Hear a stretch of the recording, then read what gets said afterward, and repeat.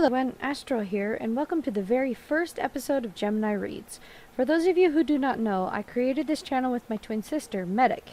I found myself always listening to story channels or Reddit channels in the background while I did things and thought to myself, hey, why don't I start a channel myself and incorporate something similar, yet something I love, and that is books. Before each episode, we will state who is reading, what book we are reading, and which chapters. It won't be where one person reads one book and another person another. We're planning to do different chapters per person. And we are planning to do one series at a time. However, this may change. The backgrounds that you will see will be from Rare's game, Sea of Thieves, my favorite game. I hope you all enjoy the stories. Without further ado, let's begin. The very first book and series that we are going to do is called The Guardian Herd. The first book is called Starfire. It is by the author Jennifer Lynn Alvarez. Chapter 1, The Deal. Star trotted through the dense pine forest alone. He wanted to practice his flying where the herd couldn't see him. The sharp screech of a hawk drew his eyes skyward in time to see a band of Pegasi pierce the drifting clouds. They swooped toward land impressively and then circled around, tapping wings as they passed one another in midair. They were sun-herd yearlings, out with their flight instructor. Star reared, stretching toward them, trying to fly, but his giant wings hung off him like dead tree branches. Useless. He sagged against a coarse fir tree, already sweating. It was getting hotter each day, and soon it would be time to migrate to the cooler grasslands in the north. He looked up again and watched the yearlings soar in easy loops. They'd been flying since the day they were born, but his wings never worked. If he could just tuck them onto his back, he wouldn't look so foolish walking amid the sun-herd steeds in the grasslands. Familiar voices pierced the silence, wafting on the breeze from Feather Lake. Star pricked his ears. "Look at me! I'm a dud, like Star!" Star crept to the edge of the trees and peeked through the pine needles. He saw two colts, Striped Storm and Brackentail, playing on the shore. Striped Storm dropped his wings and walked back and forth, imitating and exaggerating the swing-necked gait of a common horse. Their joking was why he'd wanted to be alone. Brackentail snorted, "No, this is Star!" He collapsed his wings and trotted in a circle, bleating, "Mama! Where's my mama?" Striped Storm squealed so hard he fell over. Star turned, galloping angrily out of the forest, eyes pinned, and rammed Brackentail. "Don't talk about my mother!" he cried. They tumbled head over wings. Brackentail came up with a mouthful of sand. "Get him!" he shouted to Striped Storm, choking. Striped Storm charged, flapping his bright yellow wings for speed, and Star met him, teeth bared. Striped Storm kicked, smashing Star in the chest and knocking the breath out of him. Brackentail rolled over and took flight, and Striped Storm joined him. They hovered over Star's head and pummeled him from the air. Star reared, snapping his jaws. Striped Storm lunged, and Star sank his teeth into the smaller colt's leg, tossing him to the ground. Striped Storm tumbled. Oof! Brackentail flew in, clubbing Star's cheek with his hoof. His vision. He shook his head to clear it, wincing at the sharp pain between his ears. Striped Storm galloped into the sky, then swooped down, gliding towards Star with hooves coiled. Star ducked just in time. "Come and get us!" taunted Brackentail, and the two flew circles over his head. Star glared at the colts, who flew just out of his reach. Brackentail harassed all the foals in Sunherd, but Star was his favorite target.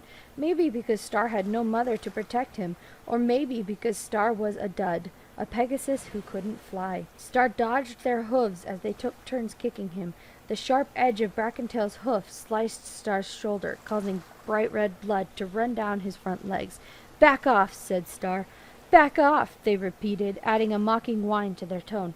Striped Storm punctuated their taunting with a kick to Star's flank, causing Star's leg to buckle. Star staggered toward the lake, lost his balance, and fell in. The two colts landed and hooked their wings around each other, nickering and watching Star struggle. The shore on this end of the lake was steep, and Star sank when a cramp seized his oversized wings. Bubbles burst from his lips as the spasm rolled from his shoulders to his tail. He drifted helplessly to the bottom, his lungs burning, his black legs kicking. He was destined to become the most powerful Pegasus in Anarch, and here he was, sinking to the bottom of Feather Lake. He landed upside down, his legs pointing skyward like swaying reeds. It was dark and cold, like the night. Star tried to flip over to save himself, but he was running out of air. Prisms of color exploded around him, and he was sure it meant the ancestors were here and coming to take him to the Golden Meadow. As he was accepting this fate, suddenly there was thrashing in the water, and bright feathers surrounded him. They took hold of him and dragged him to the surface. His muscle spasms began to dissipate, and as he surfaced, Star spread his wings, floating and gulping huge mouthfuls of air. "We've got him," said a male voice out of his eyes, hopeful that he would see his friends, or maybe a regretful Brackentail. Instead, he saw 4 strange stallions looming over him. His heart bucked. The bright feathers he thought were those of Morning Leaf or Echo Frost were actually of his enemies. Star quickly twisted out of their grasp and bolted, galloping off an embankment and thundering towards the woods. Amused nickering followed him. "So the rumors are true," said one of the stallions to another. "The black foal can't fly." A white steed glided past Star and landed in front of him. He had 1 blue eye and 1 brown eye. Star skidded on his haunches and turned, almost crashing into the chests of the other 3. He'd never seen these Pegasi before. He looked around, but Brackentail and Stripestorm were nowhere. "You can't escape us," said the white steed. Star's feathers stood on end, and he was breathing hard, prancing. "What do you want with me?" 2 stallions, a gray and a buckskin, clamped their jaws at the base of Star's wings. Another, a pinto, spoke, but not to Star. We're ready, Frostfire," he said to the white stallion. The stallion kicked off, angling his violet-tipped blue feathers, hovering over Star's head. "Let's go, before those 2 colts we scared off tell Thunderwing we're here." "No!" Star screamed. Searing pain ripped through his shoulders as the stallions lifted him by the roots of his wings and carried him into the sky. Below him, the trees shrank, and Feather Lake contracted into a mere blue swirl. He dangled between the 2 sweating stallions, their heavily muscled wings pumping in synchronized rhythm as they headed east, toward Mountain Hern's territory. Star's scattered thoughts gathered into one heart-pounding realization. They were taking him to Rockwing. Star had to get away before they reached the vein, for if he crossed that into Rockwing's territory, it was doubtful he would make it out again alive. He thrashed and managed to yank one of his wings out of the gray's mouth. The sudden shift caused the buckskin still holding him to cartwheel into a nosedive. The 2 of them spiraled toward the dry foothills, Star's free wing whipping uselessly in the wind. The speed of the drop, the thrill of the heights, and the fear of the landing coursed through his veins like liquid lightning. Was this what it felt like to fly? Star wondered. Star turned his head and saw the white stallion, Frostfire, following them. The stallion curved his wings, banking sharply, and plunged toward the falling pair. He caught up to them and snatched Star's loose wing in his teeth, stopping his fall. Frostfire and the gray stallion worked together to stabilize their captive and resume their flying altitude. "What's wrong with you?" Frostfire shouted over the whistle of the wind. Star pinned his ears and glanced back toward Sunherd's territory, shrinking in the distance. The sky behind him was empty. Where was Thunderwing? Brackentail and Stripestorm should have arrived in Dawn Meadow by now and sounded the alarm. Star knew that as Overstallion, Thunderwing could assemble his flying army in minutes. The stallions held him so tight that he could feel each of their individual teeth. The foothills were behind him now, and ahead was the vein, the neutral seam that ran between each territory of the 5 herds. Star had never traveled outside his own Sunherd's territory. He struggled, more afraid of Rockwing than falling to his death, but the stallions bit into his wings harder, and droplets of blood oozed between his feathers. Star shut his mouth and focused on steadying his breathing as he sailed through the pale and chilly afternoon sky. The Blue Mountains rose up in front, framing Valley Field, the home of Sunherd's closest enemy, Mountain Herd, and its overstallion, Rockwing. The steeds flew him up to the mountains and through a dark cloud. The mist blinded him, and the unreasonable fear that they would bump into something gripped him. He sucked in the moist air, choking on it, and his legs galloped for purchase, but he succeeded only in scattering the clouds. The stallions snorted with amusement and dropped towards the forest, their hoofs skimming the top branches. Star's gut lurched from the rapid descent, and his damp hide and feathers caused him to shiver. Below, he saw 3 deer hopping through the aspens, avoiding the wide black shadows of his captor's wings. After what seemed like a long while, they finally crested a ridge and entered Rockwing's territory. As they swooped over an alpine lake and a meadow thronging with Mountain Herd steeds, Star looked down to see the herd grazing and preening their feathers. A gold-dun mare tilted her head skyward as the shadows crossed the sun. She noticed Star and neighed. "It's the Black Foal of Anok!" Before the first echo of her cry had faded, the meadow erupted into chaos. Foals stampeded, mares bared their teeth for battle, and warriors took flight, their eyes glowing with a violent mixture of awe and terror. Frostfire and the stallions holding Star landed at the northern edge of the grassy valley. When Star's hooves touched the soil, he was let go. Star's sore wings collapsed at his side. Frightened, he turned in a slow circle. Thousands of Pegasi faced him, their expressions fierce and their feathers vibrating. The mountain herd steeds were short, with wide faces and thick legs like tree trunks. Star swallowed as fear washed over him. He wished he had not gone into the woods to practice flying alone. At the same time, he thought how strange it was that this fierce herd was afraid of him. The sound of flapping wings made Star turn his head as a brilliant silver Appaloosa with dark blue and gray feathers landed a wing length away. His thick neck was arched and proud as he trotted toward the black foal. "They call you Star?" he asked. Star shut his mouth, afraid to speak. He knew that unless Thunderwing was prepared to start a war, he couldn't rescue Star from the depths of Rockwing's territory. His fate was in the wings of this unpredictable herd, and Star had not been in this much danger since the day he was born. "Come with me," said the battle-scarred stallion. Star hesitated for a moment, and Frostfire shoved him forward. "Follow Rockwing." They trotted to a clump of white cedars and halted. "I will make this quick so we can get you back home before you're missed," Rockwing said. Star blinked rapidly. They were going to let him go? "Thunderwing is going to execute you on your first birthday."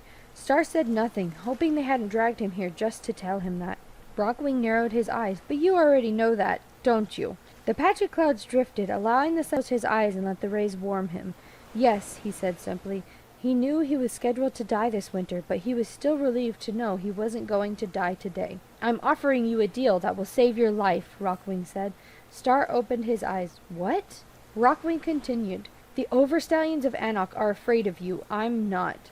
Star looked the silver Appaloosa in the face. Rockwing's belligerent eyes were shiny and black like the hard shells of beetles. "Do you know why they're afraid of you?" Rockwing asked. Frostfire squeezed Star's wing harder so he would answer immediately. "Because they think I'm the destroyer, not the healer," Star said, grimacing. Rockwing huffed. "They don't care which one you are. Whether you unite the herds through peace or conquer them through war, they will lose their power. That's what they are afraid of." Star glared at him. "So why aren't you afraid of me? I want to make a pact with you." A deep chill settled in his heart. Star shook his head and whispered, "No."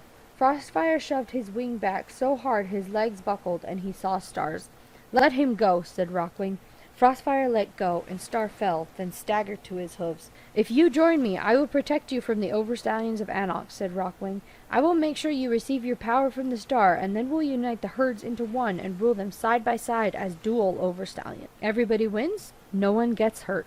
He leaned into Star, almost touching foreheads with him, "and no one gets executed." It didn't sound like the worst thing to Star, but his gut roiled. "The other herds won't agree to that. Like you said, they're afraid of losing power." Rockwing nickered. "You can force them to unite. They don't have to want it." "But that's not uniting, that's conquering." Rockwing pinned his ears. "Do you want to save your life, Blackfool? Thunderwing will kill you, and if he fails, then Icewing will, or Sandwing, or Snakewing. Of the 5 herds, I'm your only hope." Star imagined his mother's gentle white face. Lightfeather had not migrated with him for hundreds of miles and then died giving birth so that he could repay her by conquering the 5 herds of Anarch. He believed that when he received the fire from the ancient golden star that appeared over Anarch every 100 years, he would be a healer, not a destroyer. And she wasn't the only one who believed it. There were others in Sunherd who believed it too. Star took a deep breath and shook his head. "No, Rockwing, I won't do it." Rockwing charged, closing the few feet between them, slicing the forest floor with his sharpened hooves. "You will," he shouted.